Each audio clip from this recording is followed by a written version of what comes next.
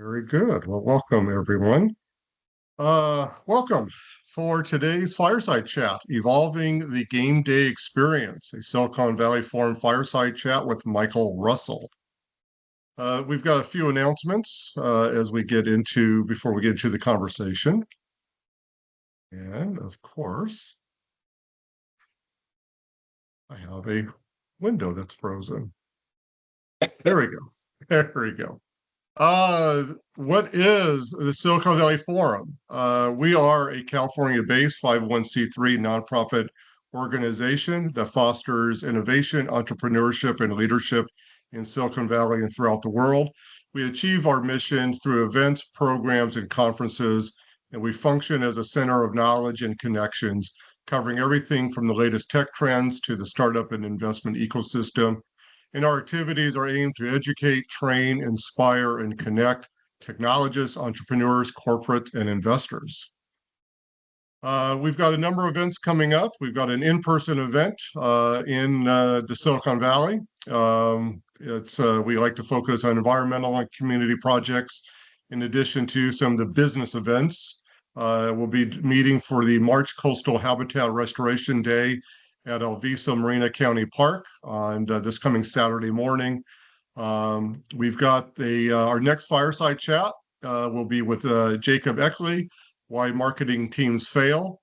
And middle of next month, the Silicon Valley Forum will be supporting the 18th annual Star Tides Capabilities demonstration in Arlington, Virginia, and that'll be followed by the Tides event at the Pentagon Center Courtyard. And on April 24th, we'll be co-hosting the Chinatown Hall in downtown San Francisco. Lawyers like us to read this disclaimer. The Silicon Valley Forum, a California Public Benefit Corporation, SVF, does not endorse or sponsor any commercial product, service, or activity. SVF's production of this event does not constitute endorsement by SVF or its representatives. All SVF programs and services are extended to the public on a non-discriminatory basis. We are a 501c3 nonprofit organization, and we are funded from the general public, and we thank you for your support. We also want to thank the following corporate sponsors for their support of the Silicon Valley Forum Fireside Chat series. It's Blocks, Forensic Financial Services, and Global Tactics. And we are in the midst of our spring fundraising campaign, where all donations up to $10,000 until April 15th will be matched by Global Tactics. You can make your donation through siliconvalley.forum. It is tax deductible, and we thank you again for that support. All right, let me stop sharing and transition to the conversation. So, Mike, welcome. We've known each other for several years, and you operate under a name of Hoorah Mobile.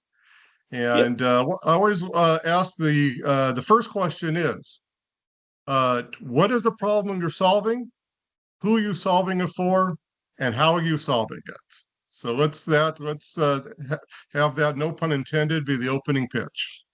Sure, no problem. So prior to getting involved with what I'm currently focused on, I'd spent a number of years delivering strategy projects in the mobile ecosystem. So I was doing a lot of research on consumers, devices, network. And one of the areas that I was coming across on a regular basis were the efforts around mobile marketing and mobile advertising. And even from an end user's perspective, I found most of the efforts overly intrusive and overly annoying. So I thought there had to be a better way of creating that connection between the end user and the brand that's trying to reach them and get the message to them. So being a sports fan, at a game with a friend of mine, I see an experience that they run on the scoreboard that they've run for a long period of time, which was an animated boat race. It's at that time was a passive experience, still is a passive experience for this particular team. And it dawned on me, here's an opportunity to take something that this captive audience is already familiar with, but change it from being passive to interactive. That it would be really intriguing if I, being a fan in the stadium, could use my mobile device to control one of the vehicles on the scoreboard and compete head to head against somebody else in the stadium. I figured that would bring more attention to that spot on the scoreboard, plus provide the sponsor partner data on who actively put themselves in the mix to interact with them, and then potentially opening a door beyond that venue to communicate with them after the fact. So to your question, it was, I saw a need for creating a better way of connecting via the mobile device to the end user. The prospective clients that I thought could find benefit in this would be the sports franchise slash venue owner and or the sponsor partners that the teams work directly with. They could both benefit from understanding their fan base better, who's a day ticket holder, season ticket holder, how often they're coming into the venue, and again, who's choosing to interact with the brand instead of hoping just to catch the eyeballs of those in attendance and having no way of really understanding whether or not that image or that message resonated with them and no way of following up. So hopefully that addressed it. It did. So tell us the follow-up question: that what's your business model? How does what's the revenue model, and tell us more about the customer profile. So we built or developed the technology that enables communication directly from the mobile device to content that's displayed on the scoreboard. So we have that base technology, but what we will do when we work with either a team or a sponsor brand is we'll work with them to create the visual that they want. So there is that design component to build on top of our technology, and then we will license that for a full season, or for a calendar year, depending on how we work with a particular brand if they're interested.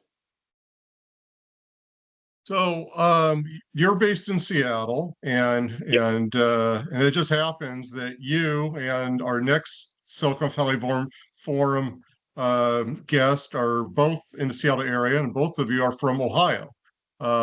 So interesting connection there. But sports is a big part of the Pacific Northwest. I'm in the Bay Area. It's a big part here. Sponsors are trying to engage. I guess it's a question. Are sponsors trying to engage more with the audience, with the attendees and the sports fans, or where's the friction happening for sponsors that get more value of their money?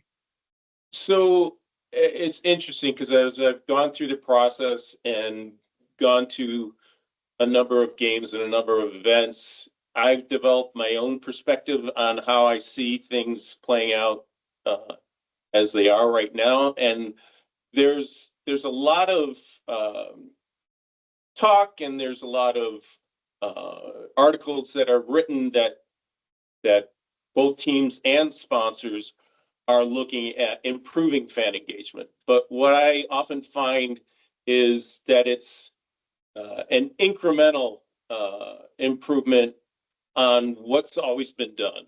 So they'll offer some sort of sweepstakes, or they'll do some, again, a mobile campaign to try to capture that audience. But what I tried to think through is what can be done that's familiar within that environment, that fans would potentially be more prone to want to get involved in, and in the process, gain a little bit of attention to themselves because they're one of the participants, and or be rewarded for that fact. So I still think that there's a lot of room for improvement. I don't think that a lot of organizations are really leveraging the available technology as effectively as they can. Because when I, started thinking about this conversation, I thought it might be more effective to think about the whole full game day experience as opposed to just those opportunities to do an interactive uh, sponsorship piece of content. And, it kind of brought me back to the fact that, you have teams that are investing quite a bit on improving their network connectivity within the venue, uh, putting in bigger, more highly detailed scoreboards and screens throughout the venue, but they're still utilizing it in the ways that they have in the past. After each big sporting event, there's often a report about how much data has been consumed during that event. And from my perspective, that's great from the network provider's point of view, but is it really showcasing content that the fans are consuming that's directly related to the game that they're attending or the sponsors that are within that environment? And I'm not completely convinced that all that data, or even a majority of that data traffic, is contributing to that bottom line. So I like I said, I think there are ways of leveraging that ecosystem more effectively than what they're currently doing. There are other companies out there that are making efforts to do that, but it can be a challenge to get people to change the mindset of how they've always done things in the past and get them to attempt to try something new. Very interesting. Let's shift focus here more about your background. You grew up in the Cleveland, Ohio area. Is that correct? That is correct. Yeah. And you went to college at the Ohio State University. Yeah, it's interesting because I never heard people emphasize the as much as they do once I moved to the Pacific Northwest, and it always made me chuckle because it wasn't something that we emphasized whilst I was on campus. But yeah, but I am a proud Buckeye.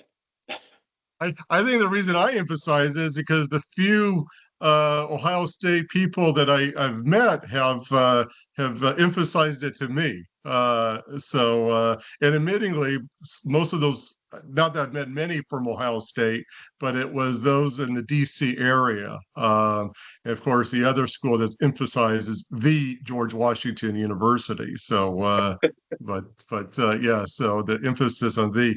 So you graduated from Ohio State, and then what did you study, and uh, how did you start your professional career?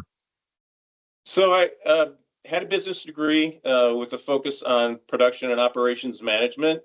And I went into that field because being from the Cleveland area, I actually had an interest and a desire to get into the manufacturing field.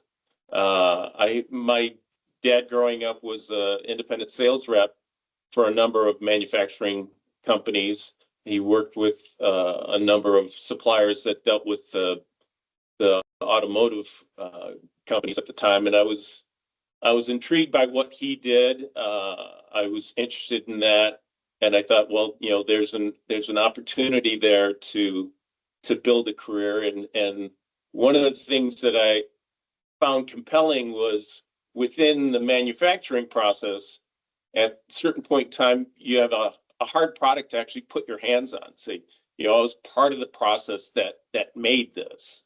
But then just the nature of the career actually pulled me in different directions and led me surprisingly into software in the logistics area, which I spent for a while. And then I had a desire to move to the Pacific Northwest because I got involved with the sport of rowing at Ohio State, surprisingly enough. But just fell in love with that sport and looked at areas of the country that I could both work and still be involved in that sport. And the Pacific Northwest kind of lit up for me. So I was fortunate enough at the time when I was working for a supply chain solution provider, they gave me the opportunity as a consultant for them to live anywhere in the country. So they helped me move out to the Pacific Northwest. And what year did you arrive in Seattle? Got here late in 2000. So I've been So here when quite some time. quite some time and experienced the collapse of the dot-com economy. And Yeah, shortly after moving here, someone that I met that worked with another supply chain company changed jobs and worked for a group at Deloitte and Touche in a strategy practice that they had started up that was specifically focused on e-commerce and the whole internet area. And I was approached about joining that practice, and I ended up moving into that group. And that was probably the biggest influence I had on my career since college. So I was fortunate to work with a great group of people within the Seattle office, and the partner of the practice that I worked with uh, turned out to be what I would consider a mentor. I learned quite a bit from him on just how to understand a market, how to figure out what the drivers of demand are, doing a lot of market segmentation. Yeah, it was he opened some doors to me that I never thought would be available. I mean, he approached me about getting involved with writing a book that he and another partner of Deloitte were involved with. And that kind of took me off guard because I never anticipated being involved with the publication of a book. But I was happy to do that. And then a couple years after that, he opened another door that I was a contributing author around a book around the millennial generation, which was an interesting opportunity. well, tell us more about the book writing process. What are some lessons learned? I'm still kind of surprised on friends of mine who go through the process. They publish either through a publishing house or self-publish, and it's a monumental task. I mean, it's very daunting. So, what are some of the lessons learned about the process? Yeah, it was interesting. The first book that I worked on, I was mainly a research assistant, and I wrote a couple of case studies that would be involved in each of the chapters. But the second book, I actually fully wrote out one of the chapters that was included in the book, and I kind of go back to David Gauci, who was the partner that I worked with at Deloitte, and he gave me a great bit of advice saying essentially writing is rewriting. He goes, just put your information down, your ideas down on paper, uh, just try to create a flow with it, and then once you get it down, you'll go back and you'll edit it out, areas that you don't think are necessary, but maybe more fully emphasize some other areas. But it's just an iterative process until you get to a point where, okay, you've covered the subject matter that you wanted, you put the points across that you think are essential, you think it would come across from the to the reader in a logical way, and then you hand that off to the editor and hope they don't rip it apart too much. So that's actually my follow-up question is that how is the relationship with the editor and how much does the editor come back and say, these 4 pages, don't make sense and rewrite, or, how much creative control does the author have versus really responding to the editor, what the and tell us more about what you think as a writer is the role of the editor. I actually had a really positive experience with the two editors that I worked with. Uh, I handed them off the draft of the chapter that I wrote up. I explained my point of view prior to launching it, how I was going to approach it.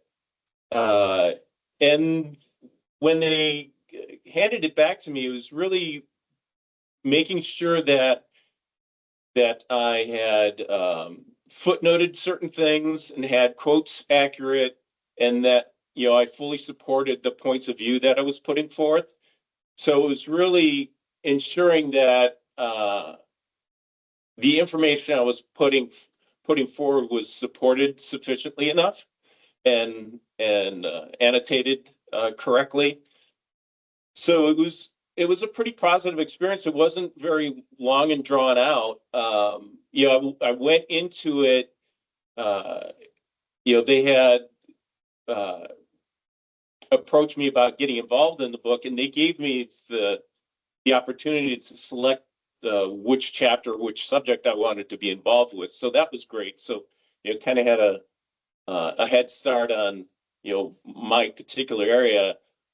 I didn't know from the get-go how the book itself was going to flow and where my chapter was going to fit in that.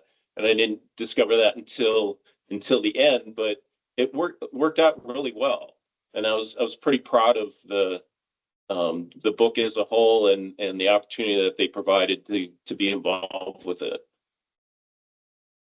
So you mentioned early in this conversation of how you kind of conceptualize the the product you've been developing. Well, let's go more deeper into that. What I use the word solopreneur. You kind of launched this company on your own, a little bit unique. Most people have a business partner. What led up to that, and what, yeah, really, what was the thinking that you were going to kind of put some money into this new venture, your time into this, and be all consuming? Well, I had always had in the back of my head that at some point in time I wanted to start and operate my own business. I think that goes back to the fact of growing up in a household where my dad had his own business and wanting to kind of follow in his footsteps. I originally thought it was going to be in the same field that he was in, but didn't end up that way. Um, the motivation really came from the idea dawning on me that I think there was something to the concept that I was thinking through. But to be honest with you, when it came to me, I shared it with a couple of friends of mine, and they thought it was a good idea. But from my perspective, having been involved in the mobile ecosystem, I thought perhaps that somebody was already out there doing it, because it just made sense that the network capabilities were there, the functionality of the devices there, and again, the types of content and type of activity that consumers were doing on their devices fit what I was thinking. So what really was essential for me to kind of jump in with both feet was going through the validation process. So I didn't have an immediate network within the sports ecosystem or the advertising ecosystem for that matter. So I leveraged LinkedIn, just started doing research about people that were involved with teams, people that were involved with brands, and started essentially electronically knocking on their door saying, hey, can I talk to you about something I'm thinking about that could be applicable to the business that you operate? And I was fortunate enough to get enough positive responses and the opportunities to discuss the concept, and enough feedback that they had not seen it to date and potentially would be interested. Uh, Without referencing the specific brand, I will say that this was the big push, though. I had the chance to meet with a pretty high level executive within a major U.S. Consumer brand. He gave me the opportunity to have a 15-minute call for him.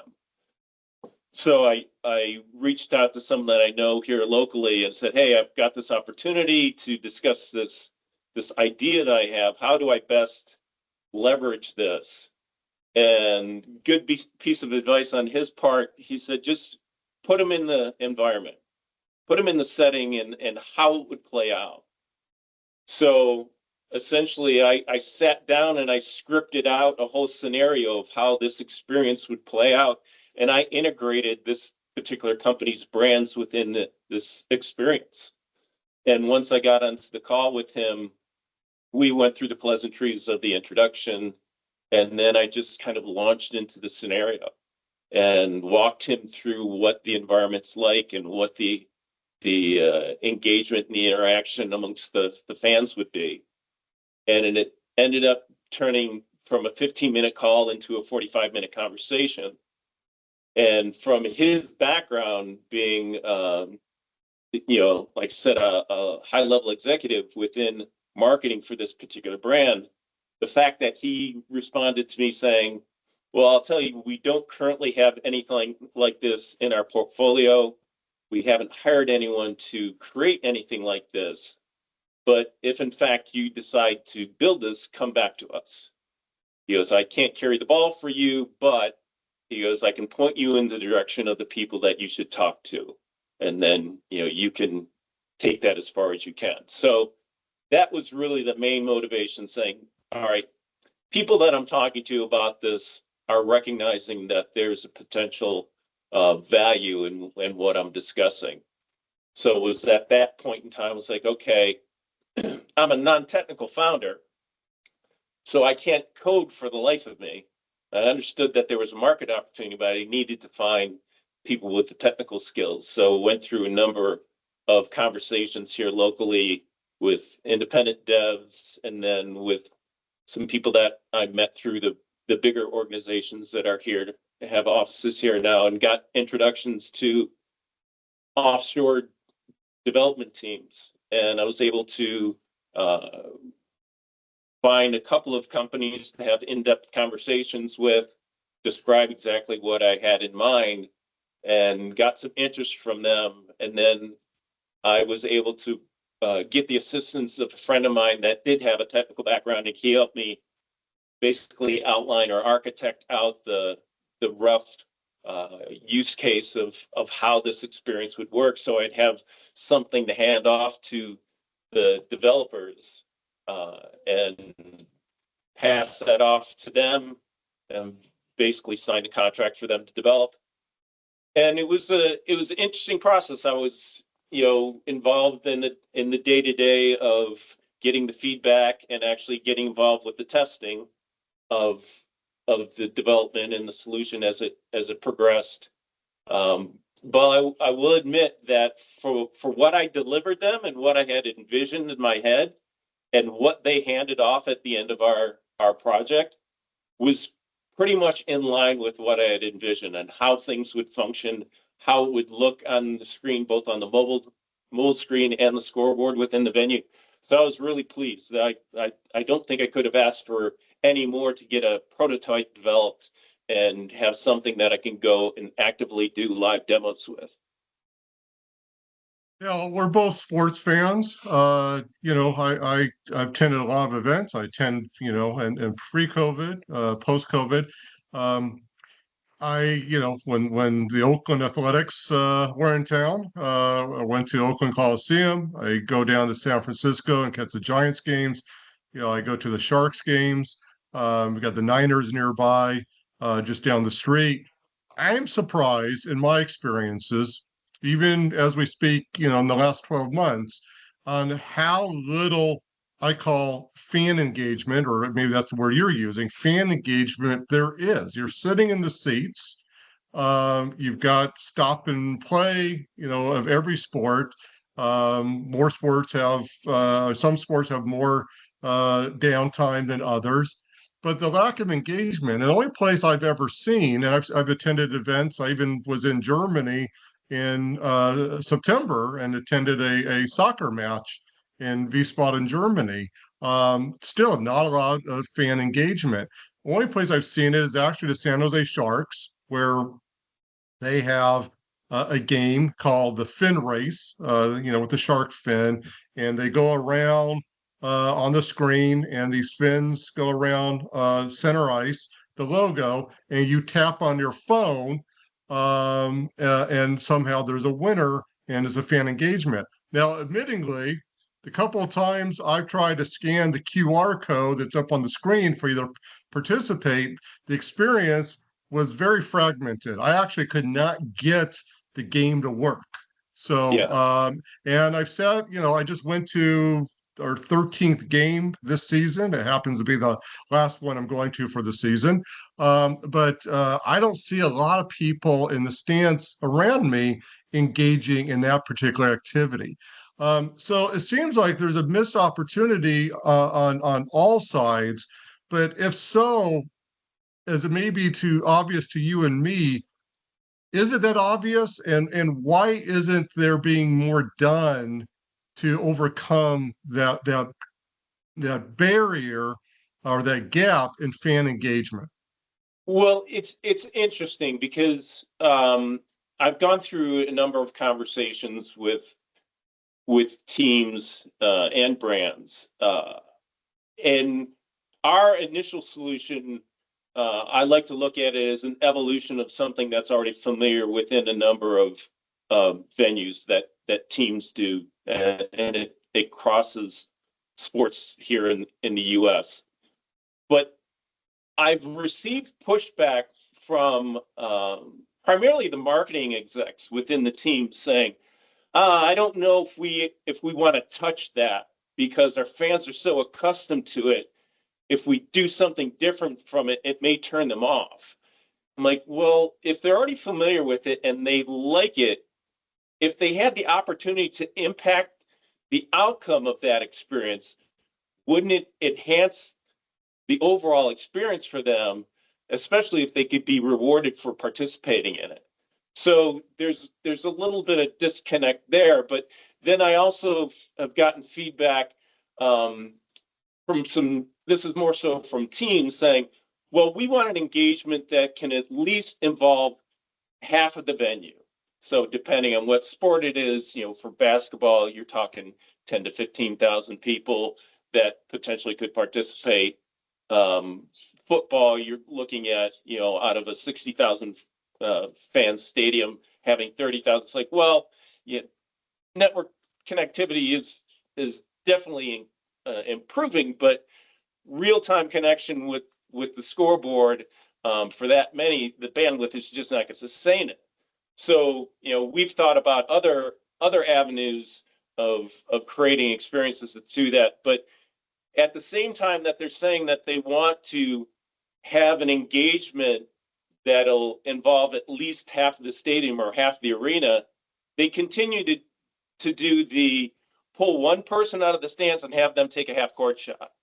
Or in hockey, have one fan take the shot on goal to get it through, a 1.5 inch high by 3.5 inch wide hole on the net for a big check. It's like, all right, you're pulling in one fan, and I'm giving any fan who wants to participate the opportunity to put themselves in the mix, and you're saying, we're going to wait and see on it.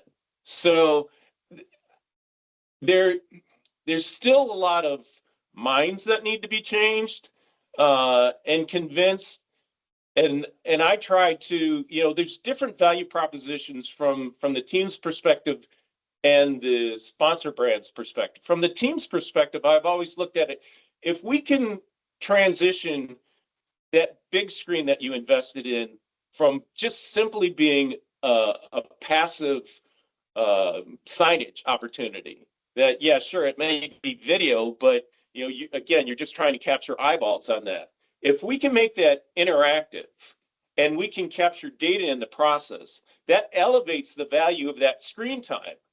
So they can charge more for that scoreboard screen time, for the 30-second spot or that 60-second spot, that we're creating an interactive experience instead of a passive experience. And again, from the sponsors' perspective, there again, they have an attribution of, okay, who exactly chose to engage with us. We now know who they are. If they opt in, we have the opportunity to communicate with them once they leave the venue, and we can, put an offer to them that may be of interest to them. So, it,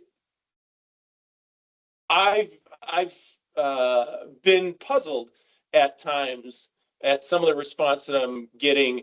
I mean, even from people within organizations that are younger than I am, that you would think that are more prone to having digital, whether it being on a laptop or a mobile device, would be more second nature to them than it would be for me. Yet I come back to the fact that it really is a lack of curiosity on the parts of a number of people that I'm talking to. They're so accustomed to doing things a certain way that it's very difficult for them to break out of that model.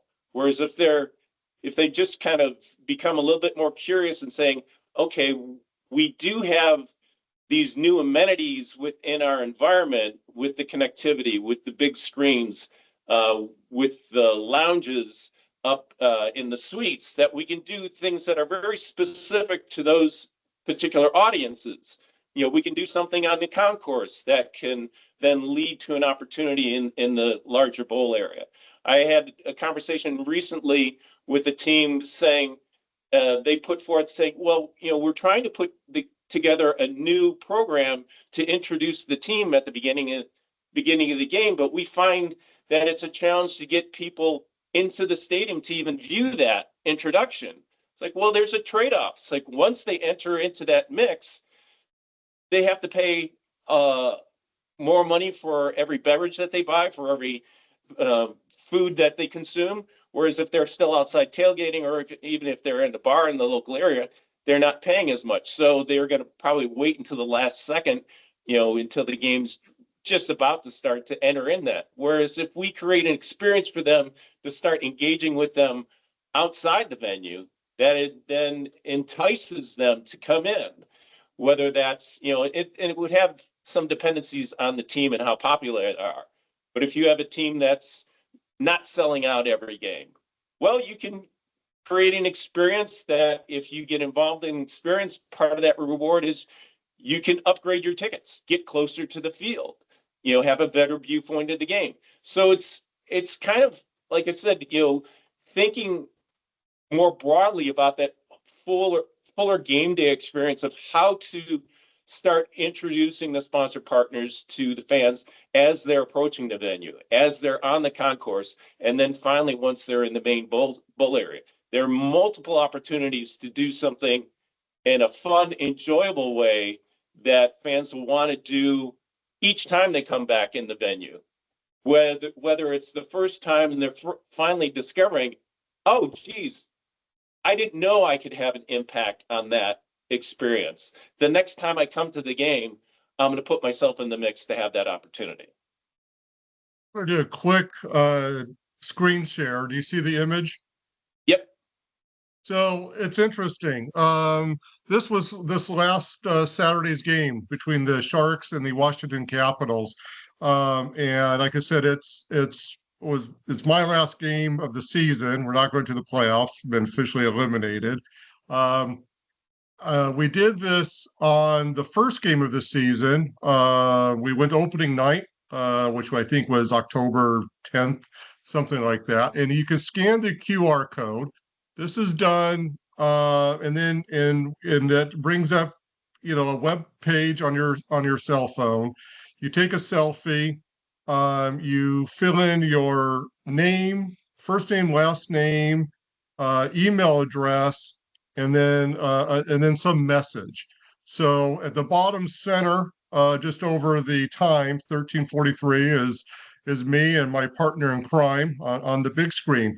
Now this was interesting, is for the first time we did this in on opening night, I used my Gmail address, and it showed that was a game against the St. Louis Blues, and then we did this, 11 different times each game, and using the same email.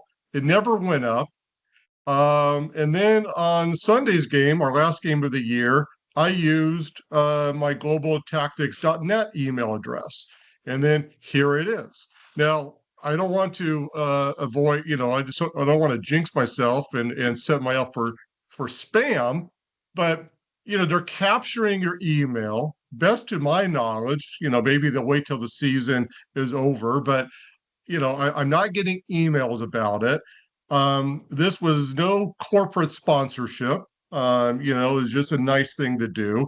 It also occurred to me as I'm listening to you is that um, there are screens outside the SAP Center, and I'm always visioning like NASDAQ, right? NASDAQ has the big corner on Broadway, and they have the big digital screen, and I'm thinking they could do that, a way to bring people into the game, and doing that.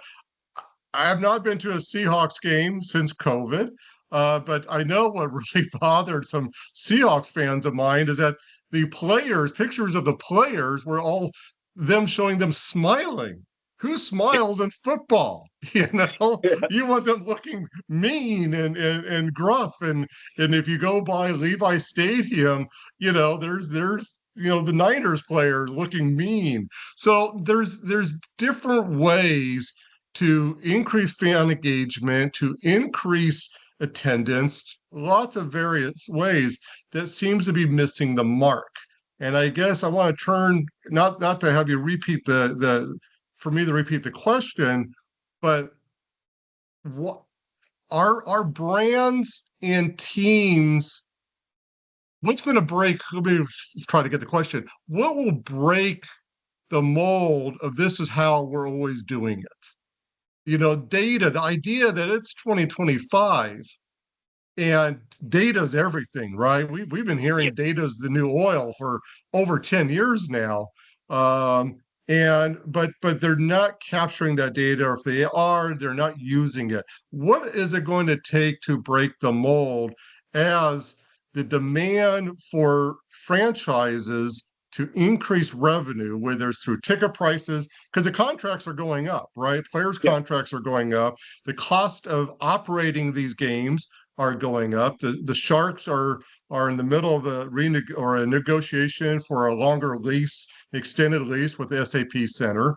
And so there's these great demands of doing that. So what is it going to be, to the question, what do you think is going to, what will it take to break the mold of this is how we've always done it? It's a good question, because it's there's a dependency on which organization that I talk to and how rapidly they sense the opportunity. I think what's going to motivate teams, and to some extent brands, is the increasing competition within the marketplace. I look at an organization called, I hope I'm not mispronouncing it, Cosm. Have you familiar with that? New I've heard of venues them, that are yes. beginning to open up that are providing the opportunity for fans that aren't in the city, like if someone's a 49ers fan that's living in Dallas, well, they could show the 49ers game at the Cosm in Dallas. But it's just the screens and the venue itself and the amenities that are available there. It's another venue opportunity for fans to go to, as opposed to going to the live game. There might be more creature comforts in those types of venues as opposed to a live game. So there has to be an enhancement of what's special about being at a live game, because some of these stadiums are huge, and so if you have one of the least expensive tickets, so you're also the farthest away from the field. So is it better to go to the live game or stay at home and watch it on your 60-inch TV, where you can show the replays as often as you want, or flip back and forth amongst games? So there, I think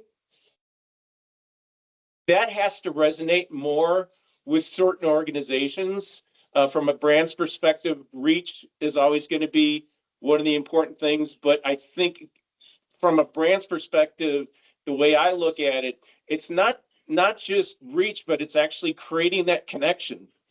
Being, I hate using the term that gets thrown around a lot these days called authentic. I think that's kind of a crock, but they have to be a natural fit to that environment. They have to be a natural fit with that organization, that it's not such a forced connection when a brand thinks of one and the other. There has to be that kind of hand-in-hand connection there. Whereas the way I've looked at creating the mobile engagements is, again, tapping into something that fans are already familiar with, and providing them opportunities to have that interaction that gives them the chance to feel like they are part of that overall day, that experience. You referenced the selfie opportunity that you had with the Sharks. Well, we do something unique with selfies as well, in a different sort of way. So any fan can take 1, 5, 10 images and submit them to our database through a QR code. But then we do something really unique with those images that then gets displayed on the scoreboard. And every image that's submitted is included into that overall display on the scoreboard. And above and beyond that, then this is sort of a recent evolution, even for that initial concept, because of the way that the engagement is entered into through QR code. Fans from any location, whether they're watching at home, whether they're watching from a sports bar, whether they're a support fan group that's overseas, they can participate in that. And the end result can be posted to social media, to the sponsors page, to the teams page, to the fans page. And there's a way of rewarding a certain select number of entrants into that. Again, it's to create that connection and join them to that event that's taking place.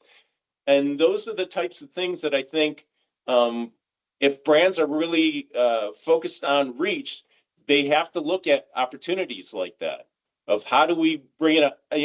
Again, I'll go back to a team that I'm talking to recently, and they're all about extending their brand beyond the region. But when I look at the efforts that they're currently putting forth, I'm like, you're missing the mark, and you're actually even missing the mark locally.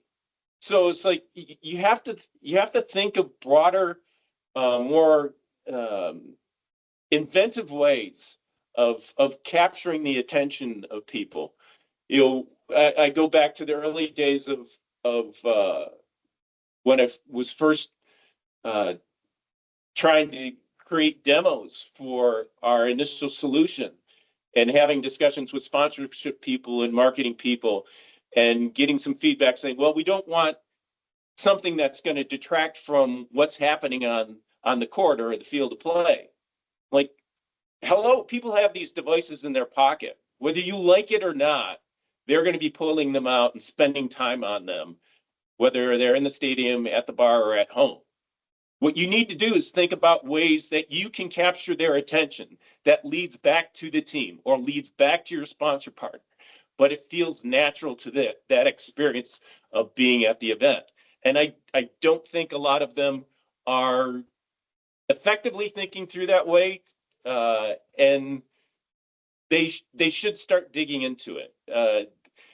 To get back to your main point, how to get them into that mode of thinking it's really convincing them to pilot a number of ideas. All of them aren't going to work, but they have to start pushing the envelope and getting a sense of, again, how do we best leverage the technology that we have available to us? Because things are going to continue to evolve, but we have to start moving in that direction. Mentioned just a little bit ago about kind of new, I'm going to call it, new games, new sports.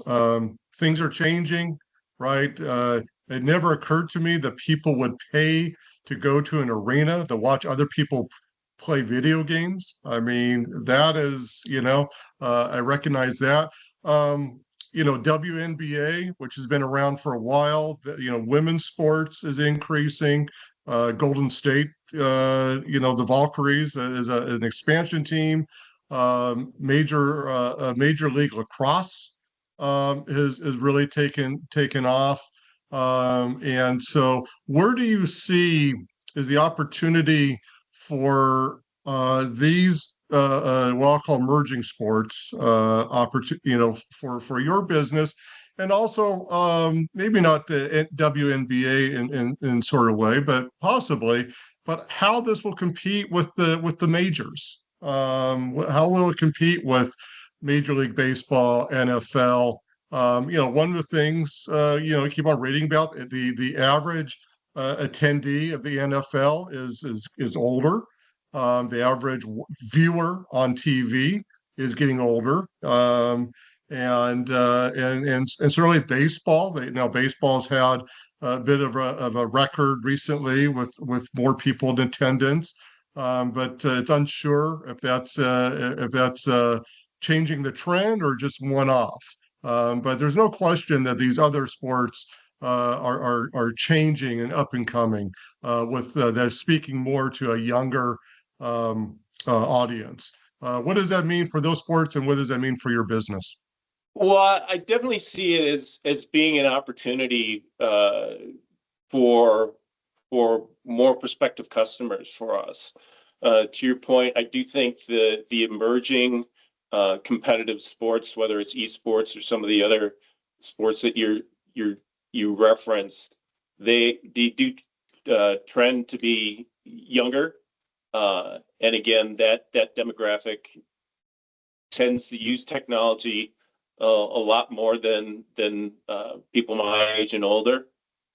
So there's opportunity. Brands are going to start recognizing those opportunities if they see there are chances to engage that audience. So I mean, you can even look at the established sports when you had the upstart football leagues that came into the mix. A number of them rather short-lived, but they ended up actually changing the nature of the NFL in a lot of regards. The way they played, certain things that they did.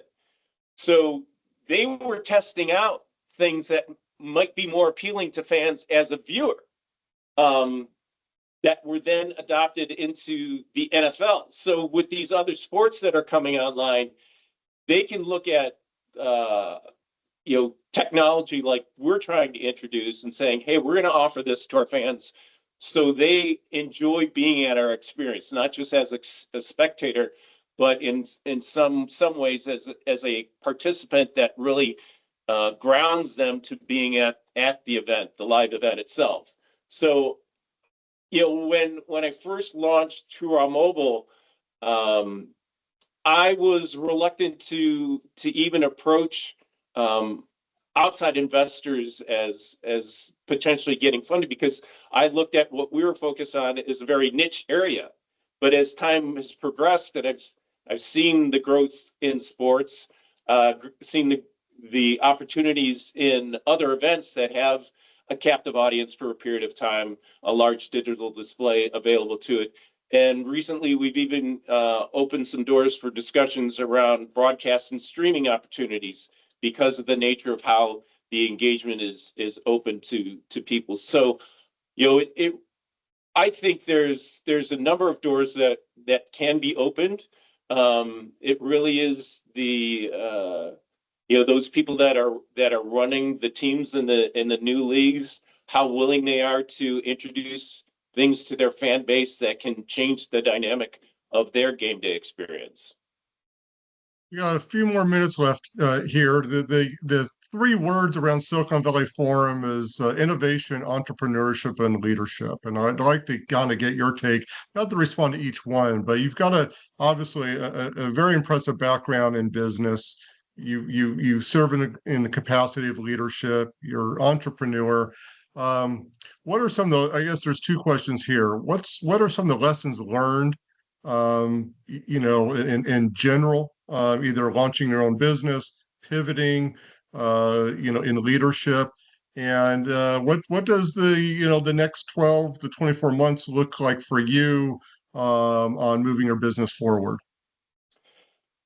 Let's see, a lot of things to cover. I think being solo entrepreneurial, like you had mentioned earlier, I remain open to getting information from people. So I'm always open to talk to people if they're open to having a conversation.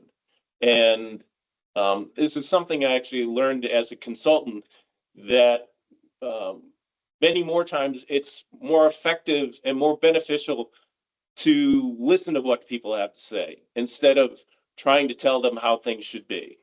So I'll often pose a questions or reference, what I'm involved in, but I want to hear the feedback of people, because there might be some insight that they bring to the mix that, because I've been involved in something for an extended period of time, that I'm overlooking, or I'm not emphasizing as much as I should.